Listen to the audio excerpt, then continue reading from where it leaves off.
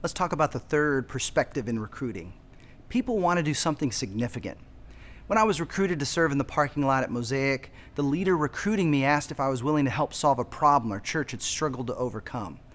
As a new person within our community, I was excited to be invited to something so strategic so soon.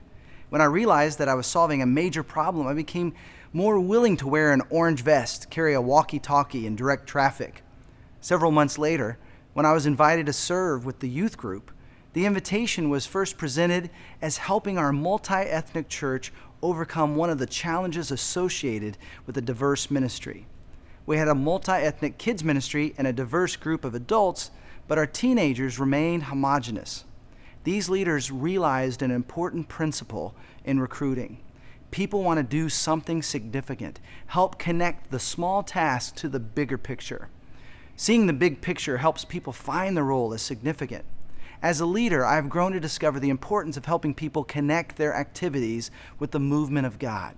At Gateway, we encourage our setup team to pray for the guests who will be coming that night to our gathering. As our teams clean the bathrooms or mop the floors or set up chairs or move equipment, they are reminded that all of their efforts are worthwhile for those who will be coming.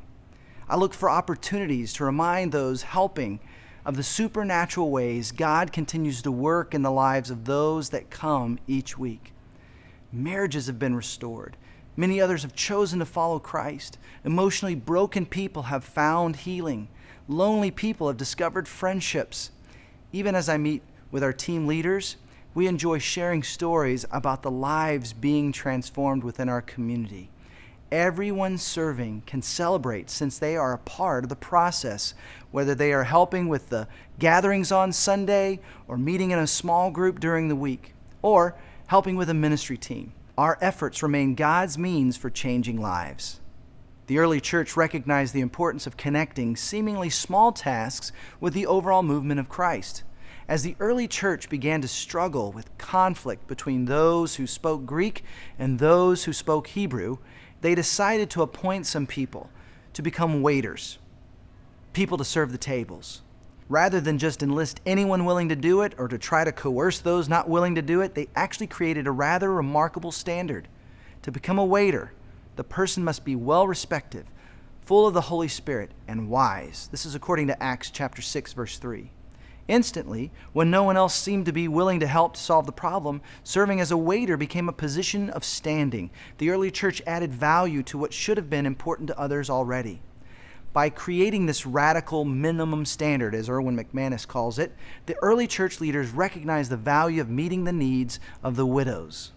Every person within our community is significant and has something important to contribute. Creating a process and a standard helps people rise to a new level of service and grasp the significance of their efforts. All around us, God has provided the people resources needed to accomplish His mission. I've learned that we can maximize our efforts when we recognize that people need to serve more than we need their help. People long to serve in areas in which they excel, and people want to be a part of something significant. So here's your next step. Considering your efforts at recruiting, are the people in your crowd becoming more engaged? Not just coming more regularly, but getting involved? Are they starting to see this as their church family?